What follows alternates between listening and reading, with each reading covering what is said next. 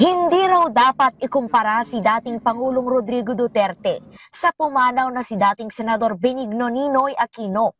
Iyan ang sagot ng Malacanang kaugnay sa pahayag ni Vice President Sara Duterte na nagbabala sa kanyang ama na baka umano matulad sa sinapit ng dating mambabatas sakaling makauwi ng Pilipinas. Napakalayo pong ipakumpara ang sarili o ikumpara ang dating Pangulong Duterte kay Ninoy Aquino na hindi nagkaroon ng anumang record ng mass murder. Mismong si dating Pangulong Duterte anya ang nagkumpara sa kanyang sarili kay Adolf Hitler, pinuno ng Nazi Germany na itinuturong responsable sa pagsisimula ng ikalawang pandaigdigang digmaan na nagresulta ng pagkamatay ng milyong-milyong tao.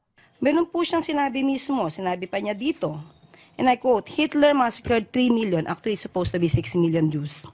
Now there is 3 million, what is it? 3 million drug addicts?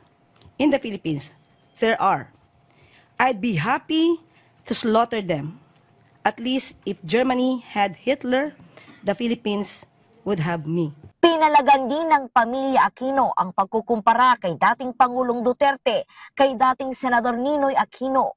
Git nila kung pag-aaralan ang kasaysayan, nakikita na ibang-iba ang ginawa ni Ninoy kay Duterte. Inalmahan din ng August 21 Movement o ATOM, grupong nabuo at nagprotesta sa pagkamatay ni Aquino noong 1983.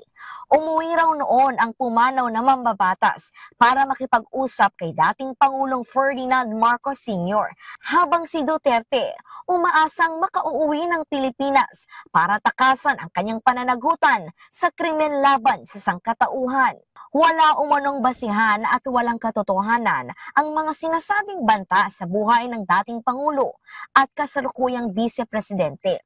Nakapagtatakaan niya kung saan nakukuha ni VP Duterte ang mga ganitong kwento.